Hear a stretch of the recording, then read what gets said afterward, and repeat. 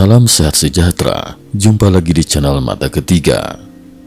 Pada tanggal 16 Maret 2025, sebuah konferensi pers diadakan di hadapan ratusan penonton. Suasana yang semula tenang mendadak riuh ketika 4 peneliti asal Italia mengungkap temuan terkini mereka. Dengan memanfaatkan teknologi radar satelit terbaru dan data getaran seismik latar, background seismic waves, tim ini mendapati adanya 8 sumur vertikal di bawah piramida Khafre di dataran tinggi Giza, Mesir. Sumur-sumur berbentuk spiral itu diklaim sedalam 648 meter, lebih dalam 16 meter ketimbang Shanghai Tower, gedung pencakar langit tertinggi ketiga di dunia. Artinya, kedalamannya setara dengan kira-kira 240 lantai. Namun kejutan tak berhenti di situ. Radar juga mendeteksi 2 ruang persegi panjang berukuran kolosal, masing-masing 80 kali 80 meter dengan tinggi 75 meter, terletak pada kedalaman 700 meter di bawah piramida. Bentuknya menyerupai 2 waduk raksasa di bawah tanah. Tentu timbul pertanyaan, buat apa orang Mesir kuno menggali waduk sedalam itu? Dan bagaimana mereka menguatkan dindingnya agar tidak runtuh? Meski keraguan menyeruak, peneliti Italia ini bersikeras. Penemuan tersebut bukanlah isapan jempol.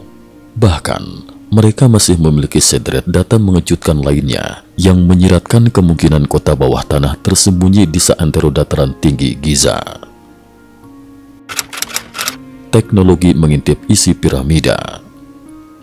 Kunci dari klaim spektakuler ini terletak pada paduan 2 metode SAR, Synthetic Aperture Radar, yang dipasang pada satelit, serta analisis getaran mikro di dalam piramida. SAR biasanya hanya mampu menembus lapisan tanah kering hingga sekitar 30 meter. Apalagi, blok batu piramida kerap mengaburkan sinyal radar. Namun menurut Filippo, ahli teknologi radar dalam tim, mereka berhasil memanfaatkan getaran seismik latar sebagai pelengkap. Getaran ini bisa berasal dari gempa kecil, aktivitas mesin, konstruksi, hingga lalu lintas di area sekitar. Secara teori, guncangan-guncangan mikro itu akan memunculkan data gerakan sangat halus di dalam piramida. Dengan perangkat lunak khusus, data mikro tersebut digabungkan dengan sinyal radar satelit, sehingga mereka bisa membangun model 3 dimensi yang mengungkap struktur internal piramida Khafre beserta tanah di bawahnya. Metode ini telah mereka publikasikan sejak 2022, walaupun belum mendapat banyak perhatian kala itu. Baru setelah konferensi pers berdurasi 4 jam ini, ditambah ringkasan 10 halaman yang dirilis ke publik, kegemparan pun meluas. Mereka mengakui hasil interpretasi mungkin tak selalu tepat, tetapi berpendapat bahwa secepatnya kami akan membuka data ini untuk ditinjau ulang oleh siapapun. Para tokoh di balik klaim. 4 orang peneliti yang tampil di konferensi pers terdiri atas 1. Profesor Corrado Malanga, disebut memiliki gelar Doktor Kimia Terapan dan Fisika Dasar, menjadi penggagas proyek. 2. Dr. Armando May, peneliti sejarah asal Italia, fokusnya pada studi Mesir kuno. 3. Dr. Filippo Biondi, ahli radar yang bertanggung jawab atas penerapan SAR dan analisis getaran seismik. 4. Nicole Ciccolo, juru bicara dan penanggung jawab publikasi, sebelumnya dikenal sebagai analis dokumen forensik di Italia. Sementara itu, ada pula sosok orang kelima bernama Trevor Grassi, yang tidak muncul di konferensi pers, tetapi belakangan diwawancarai seorang penyiar bernama Jahannah James.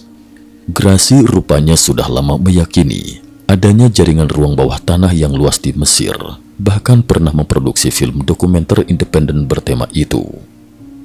Ia menegaskan mendukung penuh penelitian tim Italia. 3 piramida, 1 misteri besar. Dataran tinggi Giza adalah rumah bagi 3 piramida legendaris. Khufu paling utara, Khafre tengah, dan Menkaure paling selatan. Piramida Khufu dikenal sebagai piramida agung. Ternama karena struktur dalamnya jauh lebih rumit. Terdapat kamar raja, kamar ratu, lorong-lorong sempit, hingga serangkaian ruang penahan beban di atas kamar raja. Di tengahnya, piramida Khafre, meski hanya setinggi 136 meter, berdiri di tanah lebih tinggi sehingga tampak begitu megah. Bersama kompleks Sphinx, piramida Khafre menyimpan banyak teka-teki. Sejauh ini, para arkeolog hanya menemukan satu ruang makam dan sedikit lorong di dalamnya, yang terasa terlalu sederhana jika dibandingkan piramida Khufu. Nah, kesederhanaan itulah yang kini diguncang oleh klaim tim Italia. Berdasarkan pemodelan 3 dimensi mereka, di dalam piramida Khafre kemungkinan terdapat 5 ruang besar serupa kamar raja, lengkap dengan lorong-lorong yang menghubungkannya. Jika ini benar, mengapa pintu masuknya tak pernah ditemukan selama 200 tahun lebih penelitian barat di Mesir? Apakah benar ada upaya menutupinya, atau semua itu hanya spekulasi? Belum cukup sampai di situ, tim juga mengungkap temuan 8 sumur spiral sedalam 648 meter, menjadi misteri mengerikan jika dibayangkan. Bagaimana orang Mesir kuno menggali sumur sedalam itu, lalu membuat dindingnya tetap kokoh? Apakah fungsinya sekadar mengalirkan air, atau mungkin bagian dari teknologi yang belum pernah kita ketahui? Makin dramatis lagi, di bawah 8 sumur itu terdapat 2 ruang persegi panjang raksasa, masing-masing berukuran 80 kali 80 meter dengan tinggi 75 meter. Letaknya 700 meter di bawah tanah. Orang modern saja akan kesulitan menggali dan menahan beban di kedalaman segila itu. Lalu, bagaimana Mesir kuno melakukannya di masa silam? Kota bawah tanah dan Duat. Bukan hanya di area piramida Khafre, radar juga menangkap semacam jaringan rongga-rongga berkelok di bawah seluruh dataran tinggi Giza, membuat beberapa orang menyebutnya kota bawah tanah. May, sang ahli Mesir dalam tim, mengaitkannya dengan Duat, alam kematian dalam mitologi Mesir. Di sana, dewa Anubis menimbang hati orang yang wafat. Kalau benar di kedalaman 700 meter itu ada ruang pengadilan semacam Duat, spekulasinya menjadi lebih nyeleneh. Ada pula netizen yang menambah bumbu, barangkali ini sistem reinkarnasi canggih di bawah tanah. Tentu saja itu baru teori liar. Meski demikian, banyak yang berujar, buktikan saja kebenarannya dengan menggali. Tapi di Mesir, urusan izin penggalian tidak sederhana membalik telapak tangan. Disinilah nama Zahi Hawass, mantan Menteri Purbakala Mesir, muncul sebagai sosok kontroversial. Berulang kali ia didapati menekan peneliti yang mengusung klaim di luar arus utama. Dari lorong tersegel di piramida Khufu, Genterbrinks Door, hingga sumur Osiris dekat Sphinx, Hawass tak segan menyebut penemuannya sebagai pseudoscience jika dianggap bertentangan dengan pandangan resmi. Kali ini pun Hawass bersikap serupa. 6 hari setelah konferensi pers 22 Maret, ia menulis di Facebook bahwa tim Italia hanyalah kelompok amatir dengan berita bohong. Ia menuding mereka mengklaim telah menempatkan radar di dalam piramida Khafre tanpa izin, hal yang mustahil dilakukan. Anehnya, tim Italia tidak pernah mengaku menempatkan radar di sana. Mereka justru memanfaatkan radar satelit SAR dan data getaran seismik latar, sehingga tak perlu masuk ke piramida. Gelombang keraguan. Dari sisi lain, sebagian kritikus menuduh tim Italia terlalu sensasional. Konferensi pers mereka dibalut tema piramida Giza dan gerbang waktu, plus slogan bombastis ini saatnya membongkar yang tersembunyi. Ada pula yang menyoal makalah tim di tahun 2022 yang terbit di MDPI, sebuah platform yang kerap dipertanyakan kualitas peer review-nya. Seorang YouTuber bernama Seotak Kimia mengecam ketidakakuratan data radar pada piramida Khufu. Ruang kosong dalam hasil pemindaian tim Italia tidak sesuai posisi yang diketahui. Kalau hasil untuk Khufu saja meleset, Mengapa justru spesifik sekali saat menuduh ada ruang kolosal di piramida Khafre? Beberapa orang menyebut ini sekadar margin error teknologi radar. Tim Italia pun tak menampik. Interpretasi kami tak selalu 100% tepat. Bagaimanapun, publik masih menanti makalah ilmiah penuh yang katanya sedang dalam proses peer review. Karena ringkasan 10 halaman saja belum cukup memuaskan. Sementara itu, Grassi, orang kelima dalam tim, justru memperkeruh keadaan. Dalam wawancara dengan Jahana, ia terdengar kurang siap dan sering memberi jawaban mengambang. Ini membuat netizen semakin bimbang. Benarkah mereka punya data meyakinkan atau sekadar gimmick untuk sensasi? Polemik, motif dan apa yang tersembunyi di bawah sana. Latar belakang para peneliti juga diperdebatkan.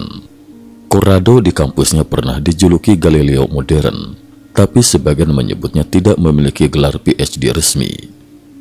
May kerap merilis tulisan yang condong ke teori alternatif. Nicole adalah analis dokumen forensik, bukan arkeolog. Meski demikian, Filippo memang tercatat punya publikasi SAR di beberapa jurnal, tapi baru kali ini ia memandukan SAR dengan data seismik latar sampai menyimpulkan keberadaan sumur sedalam ratusan meter di bawah piramida. Mereka bersikeras. Data pada akhirnya akan membuktikan. Rencananya, tim Italia ingin meminta izin pengeboran kecil di sekitar piramida Khafre untuk mengonfirmasi temuan. Sampai detik ini, respon resmi pemerintah Mesir cenderung negatif. Banyak yang berpendapat, jika memang tidak ada yang disembunyikan, biarkan saja mereka mengecek. Bukankah hasil akhirnya akan menunjukkan benar atau tidaknya klaim? Namun sejarah mencatat betapa sulitnya menembus birokrasi arkeologi di Mesir. Tak jarang, peneliti yang tampil dengan teori alternatif mendapat cap pseudoscience. Contohnya Dr. Robert Soch soal erosi air di Sphinx pada 1996, hingga isu sumur Osiris yang masih menuai perdebatan puluhan tahun kemudian. Bahkan, arkeolog konvensional pun kerap mengalami hambatan prosedural. Ini menciptakan kecurigaan bahwa barangkali ada hal-hal yang memang sengaja dirahasiakan. Misal pada 2015, seseorang bertanya ke Hawass tentang keterkaitan penemuan situs kuno Göbekli Tepe di Turki dengan sejarah Mesir. Hawass malah seolah tak kenal situs itu. Ia bahkan sempat berkata, "Saya tidak percaya radar. Tiap kali dipakai, tak pernah temukan hal baru." Pernyataan itu membingungkan, mengingat radar sudah berperan di banyak proyek arkeologi global.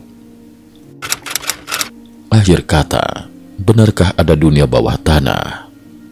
Begitu banyak versi, begitu banyak tuduhan. Bagi sebagian orang, klaim 8 sumur sedalam 648 meter plus 2 ruang raksasa di kedalaman 700 meter hingga kota bawah tanah di 1200 meter terdengar kelewat fantastis. Tapi bukannya mustahil ada sesuatu di kedalaman tertentu. Mungkin bukan ruang kolosal, tetapi struktur tersembunyi. Mau itu gudang, terowongan tua, makam lain, atau bahkan sekadar anomali geologis, keberadaannya belum dapat ditentukan sahih atau palsu sebelum dilakukan penggalian atau penelitian lapangan yang lebih menyeluruh. Sementara itu, tim Italia masih berharap pada dukungan publik dan akademisi independen agar metode mereka diuji ulang. Para pendukung berseru, bukankah Mei 2024 lalu, tim gabungan Jepang Mesir juga menemukan anomali berbentuk L sedalam 2 meter, panjang 10 meter, lebar 15 meter di dekat piramida. Mereka pun tak diizinkan menggali. Peristiwa-peristiwa serupa memberi sinyal betapa kompleksnya politik, kepentingan, dan pengawasan di balik penelitian situs paling ikonik di dunia ini. Pada akhirnya, pertanyaan besar tetap menggelayut. Apakah benar di kedalaman Giza tersembunyi sisa teknologi kuno, makam rahasia, atau bangunan menakjubkan yang sengaja disembunyikan? Ataukah ini hanya gugusan teori sensasional yang pada waktunya akan terbukti salah? Selama izin penggalian tak kunjung turun, segala spekulasi akan terus berkembang. Hingga hari ini, dataran tinggi Giza menyimpan aura misteri yang sulit dipecahkan, membuat kita bertanya-tanya, apalagi yang belum terungkap dari perut bumi Mesir. Siapa yang menutupinya dan mengapa?